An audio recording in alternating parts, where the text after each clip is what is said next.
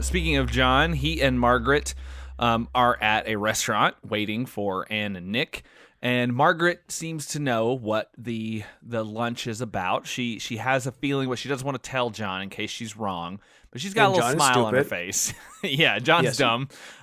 It's one of two things. Either Anne is pregnant or they're getting married. It can't really be anything else. Nothing else. Why? Because Anne's not a person who is going to pay for lunch for anybody, let alone a nice meal. Yeah. So they show up at the restaurant, and before they approach, Nick stops Anne. He's like, "Hey, look, I want to tell them. I want to, I want to lay it out right." And she's like, "Okay, fine." And then she goes up, and I actually liked this moment a lot. I laughed. She screams, "He asked me!" That was so great. It's so loud and so out of tone. For this movie, this series likes to, in generally, keep it really almost, I would say like a soap opera quiet at times. Yeah. So when she screams this, I jumped. Yeah, no, they cranked up the wackiness in this one. They're like, "This is the third one. We're probably not going to do anymore. Like, let's just go for it." And it's definitely the wackiest of the three.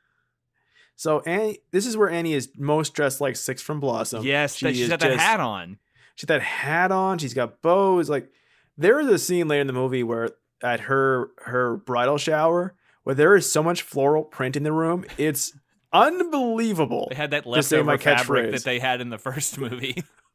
Like, nothing's changed for that. It's only gotten worse. Like, grown ass adults wearing white tights with like knee length flower dresses, and they're not fucking sister wives. It makes no sense.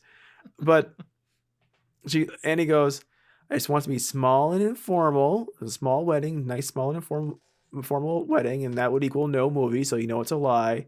But remember, at this point, it is Annie's idea that the wedding is just a few people and is done quickly. She does not want a fancy wedding. Annie does not. Yeah. And Margaret says she is picturing a wedding full of white roses and mentions the word teal. And then John takes us to the act break with turning to Nick and says, "What's teal?" Because 1993 hasn't figured out all the colors yet. Yeah, men didn't know colors back in the 90s. What's that color? What's the sky? I don't know. And yet by like 1997, I see everything in black and white. 1997, right and wrong. Dudes are wearing every color possible all at once, all of them. Dudes were wearing teal in the 80s, so it's not. It's such a weird masculine like trap thing here of like, what's teal? Could you have picked a different color? Like, literally anything. Hey, like, Skinner, what's puce? Yes. That, who can tell? That sounds foreign. That is a color for sure. I just don't know what color it is. Puce, I think it is probably a purple. See, that's what I was going to say too. I was going to say puce is definitely a purple, and you're kind of right. It's a dark red, purple, brown. So probably or a dark reddish brown. So it's a shit color. Oh man. And here we have somebody who works in graphic design, who makes wallpapers for a living. Yeah, I didn't know what puce was. But do you know what teal is? Yes, I do know teal. That's good. I'm not that much of a man. Your man meter just went a little bit down, says Chive.com.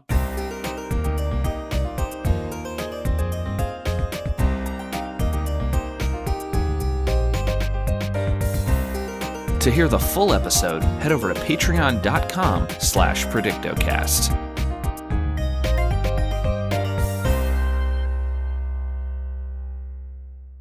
Dad, I'm hungry. Hi, Hungry. I'm Dad. The podcast where nerdy dads talk nerdy fads. We talk life, entertainment, and give advice to those who never asked for it. Like, anytime I do anything, my brother calls me a thought. What do I do?